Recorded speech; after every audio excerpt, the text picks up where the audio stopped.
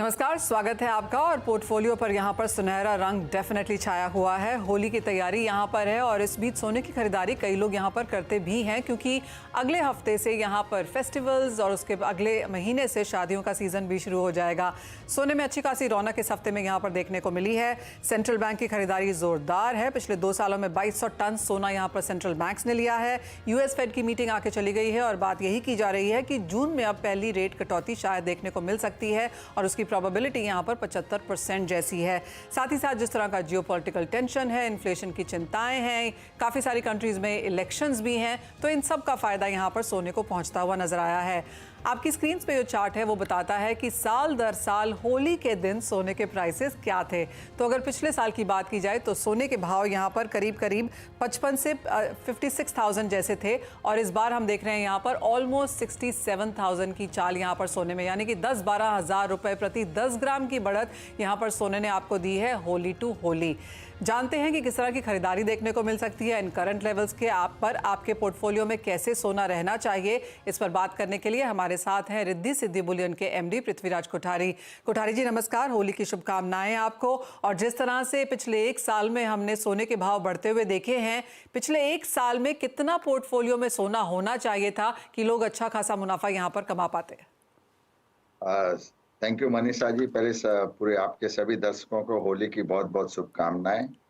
Portfolio में देखो, जहाँ तक आप मुझे अगर पूछोगे तो मैं तो कहूँगा 100% पोर्टफोलियो में सोना होना चाहिए। ये मेरी मानना है कि आपको अगर कुछ कपड़ा खरीदने हैं या कुछ भी खरीदना है तो उसमें से 1 ग्राम सोना बेच दो या 10 ग्राम सोना बेच दो और आप आपका काम पूरा करो। बट एटलीस्ट अभी हम लोग लास्ट आफ्टर द कोविड हम देख रहे हैं कि लोग पोर्टफोलियो के अंदर 10 to 15% उसमें गोल्ड एंड सिल्वर बोथ उसको रख रहे हैं। अगर आपने देखा होगा एसेट मैनेजमेंट कंपनी जो है गोल्ड ईटीएफ में, तो वो भी उसमें भारी मात्रा में अराउंड 10% का आसपास में जो भी एवरी मंथली जो होता है उसमें गोल्ड और सिल्वर में निवेश कर रहे हैं और उनका रिटर्न भी अच्छा आ रहा है और एक सेफ पोर्टफोलियो में एक सेफ एंटिटी अंदर होती है।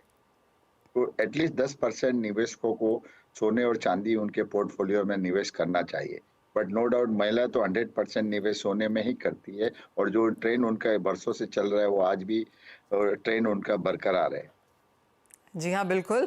और मैं एक म्यूचुअल फंड की रिपोर्ट पढ़ रही थी कोठारी जी, जिसमें लिखा था कि पिछले 20 सालों में 17 साल सोने ने यहाँ पर आपको पॉजिटिव रिटर्न ही दिया है।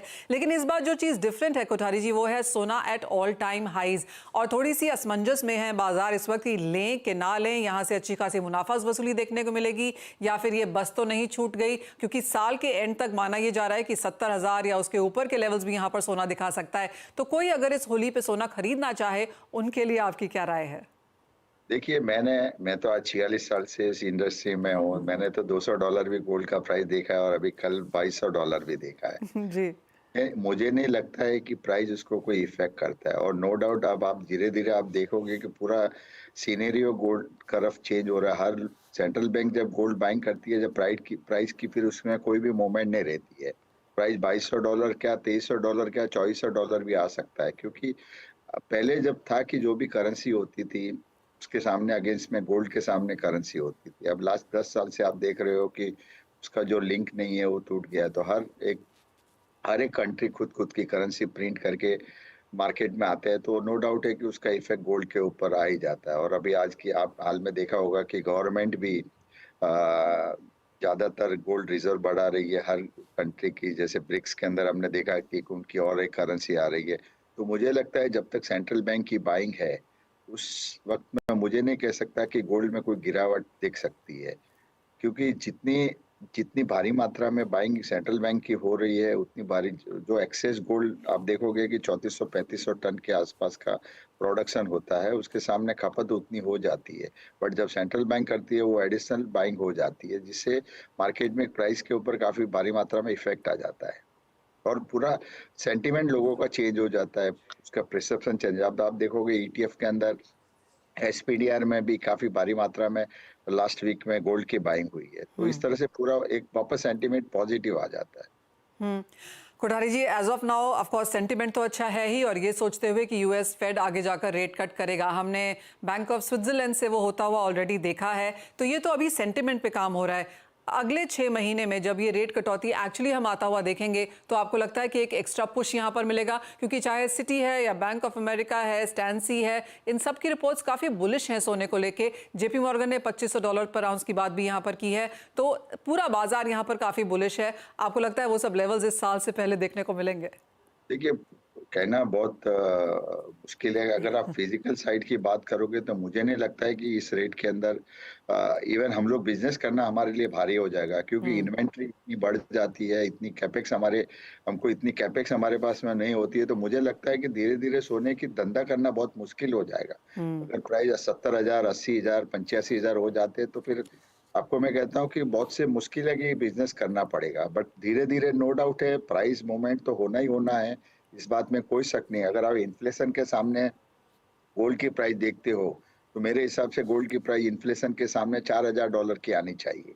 अगर आप यूएस इन्फ्लेशन को कंपेयर करते हो गोल्ड प्राइस से प्रीवियस डेटा के हिसाब से, तो गोल्ड की आज की डेट में उसकी प्राइस $4,000 चल है। बट प्रोडक्शन कॉस्ट अगर आप देखोगे तो वही $1,200-1,300 पे। अगर खपत नहीं रहती है तो प्राइस एक टाइम में स्पॉट के उसके नजदीक आना पड़ता है। बट मैंने जब भी देखा है कि आपने अभी देखो $2,000 पहले ब्रेक होना बहुत मुश्किल था। अब 2000 हमको लगता है कि बेस्ट बैंक लेवल। पर कोठारी जी, आप कह रहे हैं बिजनेस करना मुश्किल होगा, 200 का 2000 हो गया, इसके ऊपर भी जाएगा तो आई एम श्योर इंडियंस खरीदते भी रहेंगे और बिजनेस भी यहाँ पर अच्छा चलता ही रहेगा। एक बात आपसे जानना चाहेंगे, क्योंकि जब भी हमने देखा है कि भाव सडनली बहुत बढ़ जाते हैं तो एक्सचेंज गोल्ड ज़्यादा होता है, कुछ लोग सोना बेचने भी आते हैं क्योंकि अच्छे खासे उनको भाव मिल रहे होते हैं, बहुत नीचे में लोगों ने लिया होता है। क्या वो ट्रेंड भी हमने बाजार में आता हुआ देखा है? देखिए, नो डाउट इसमें जो एनबीएफसीज और बैंक्स के जो ओल्ड गोल्ड होते हैं वो काफी भारी मात्रा में मार्केट में, क्योंकि सामने कंजम्पशन नहीं है। अगर आप देखोगे कि रिटेल शोरूम में दूसरे अब अहेड ऑफ फेस्टिवल, अभी जैसे ओलास खत्म होने के बाद में मैरिज सीजन फिर से स्टार्ट हो जाएंगे।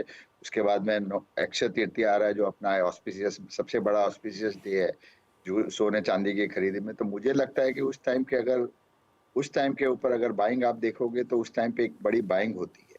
तो अक्षय तृतीया के हिसाब से मुझे लगता है क्या क्वेश्चन क्या था आपका मैम? मैं आपसे ये जानना चाह रही थी कि अब आगे जाकर किस तरह की खरीदारी एक्सपेक्ट की जा सकती है? क्या एक्सचेंज का सोना और लोग सोना बेचने बाजार में ज्यादा आ रहे हैं? देखिए, ये प्राइस में हमने देखा हुआ है कि काफी भारी मात्रा में लोग ज्वेलरी को एक्सचेंज करते हैं, कि नो डाउट उनका परचेजिंग पावर थोड़ा कम हो जाता है। अगर आप देखोगे तो होली से होली अगर 12-13 हजार रुपया बढ़ा है तो काफी इफेक्ट उसको करता है।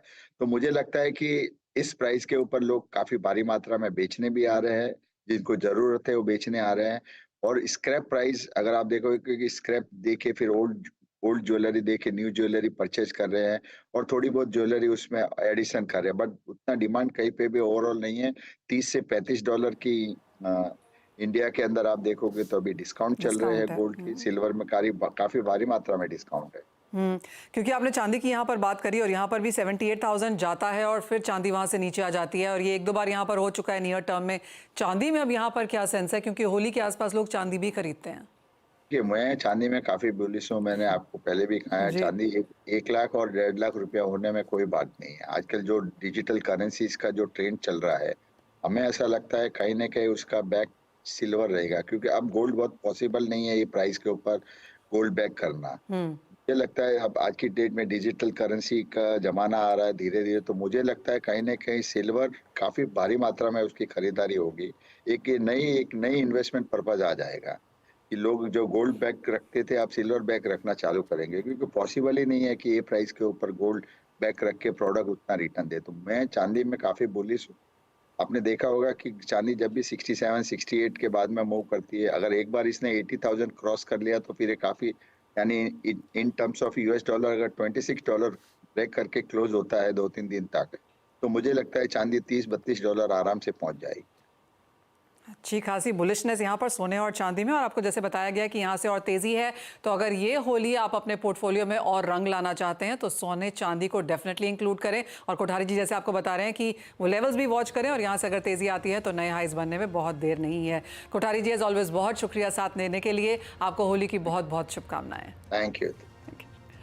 इसी के साथ एक ब्रेक के लिए भी रुकेंगे। जब लौटेंगे तो सोने चांदी रिटेल में यहाँ पर कैसे बिक रहे हैं ये बताएंगे आपको।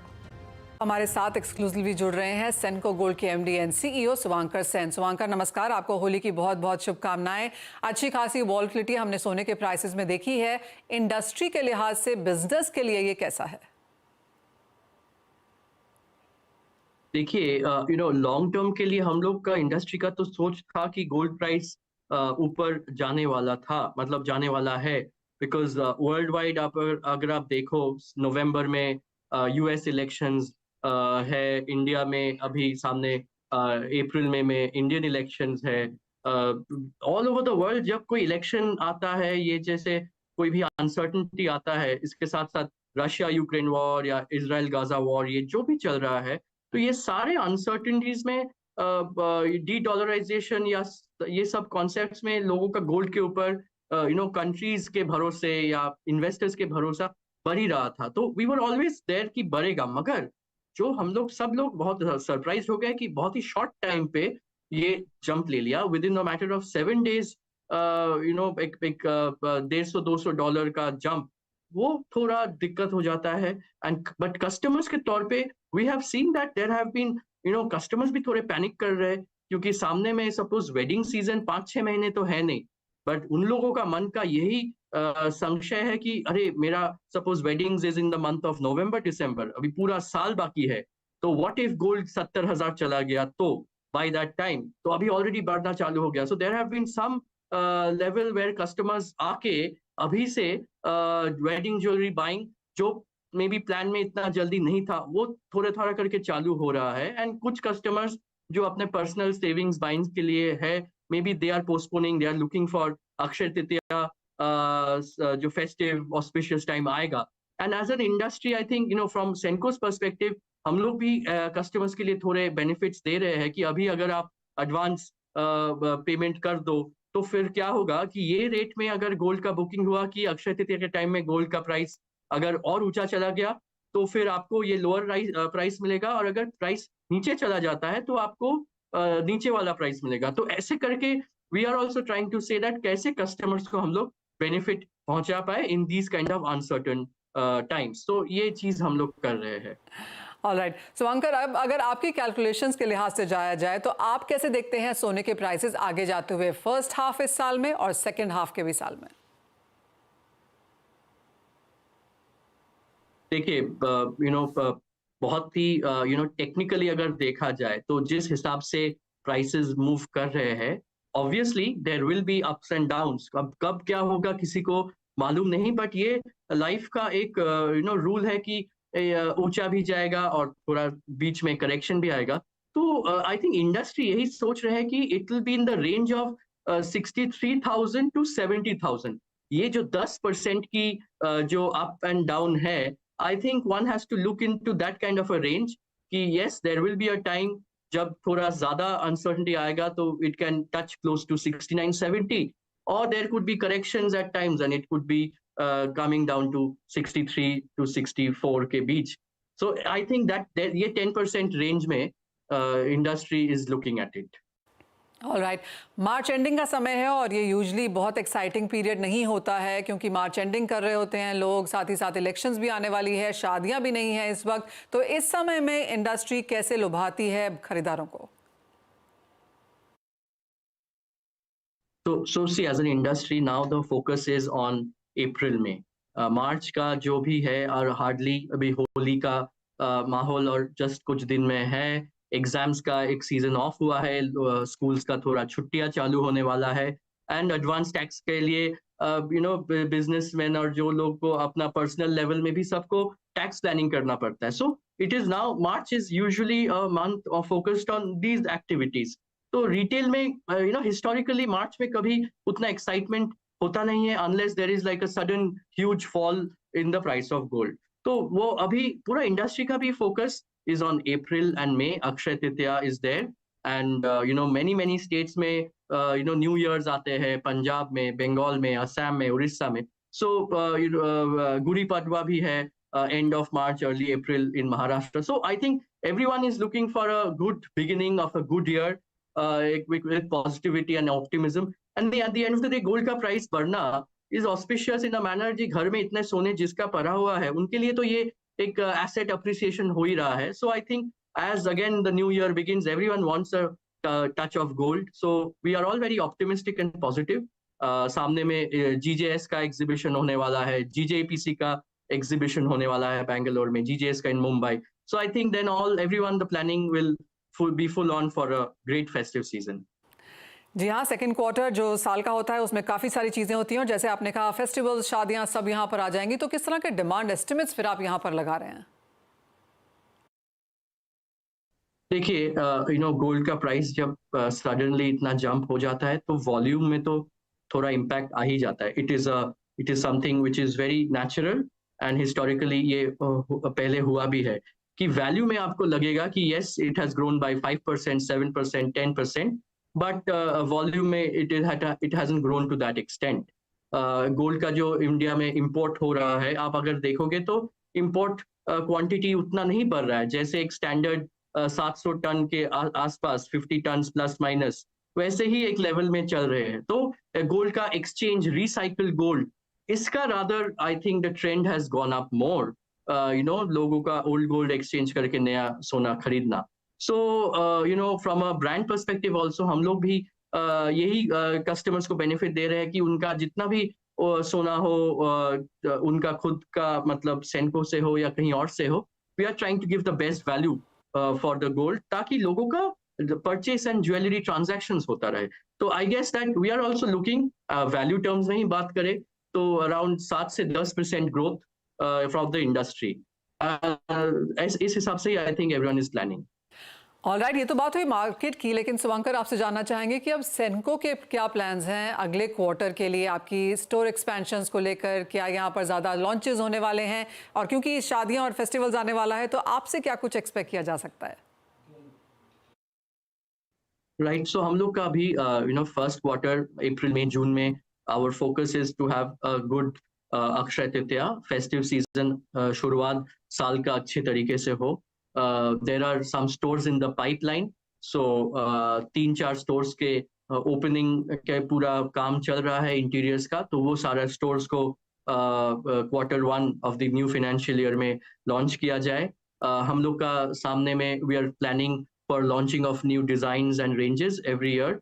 We call it the bangle Utsav, which is the various ranges of bangles, वो कराज हो, पाटले, स्लीक बैंगल्स, डायमंड में, प्लैटिनम में, एवरीडे वेयर के लिए भी एंड ट्रेडिशनल वेयर के लिए भी. सो वो पूरा डिजाइनिंग के ऊपर काम चल रहा है. And I think that the focus is that नया साल में while the elections is on, but that is going to be a part of life, so people have accepted it and they have moved on. I think that everyone is very positive कि नए साल में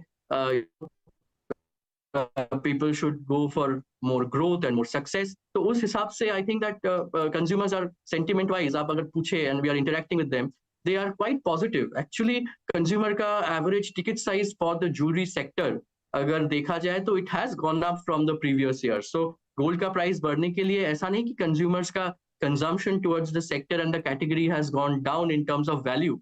So it has gone up in terms of value. So उस हिसाब से for Senco, it is a new store launch, new design and collection ranges that we are launching. And then yes, एक चीज दिमाग में रखना है कि wedding season first 5-6 months में ज़्यादा तो weddings है नहीं, very limited occasions रहेंगे. But then there will be these auspicious occasions and big day sales like Independence Days and other occasions. तो उसको लेके चलना है and then prepare for the coming wedding season that August, September में पूरा चालू हो जाएगा for November, December, January. So this is how the calendar is looking like. All right, काफी एक्साइटिंग कैलेंडर है वो. लेकिन एक फाइनल सवाल आपसे, और डोमेस्टिक मार्केट्स में तो आप ब्रांड एक्सपेंशन कर ही रहे हैं, स्टोर एक्सपेंशंस भी कर रहे हैं, लेकिन क्या अब आप आउटसाइड द कंट्री भी देख रहे हैं? क्या देश से बाहर विदेश जाने की भी तैयारी है?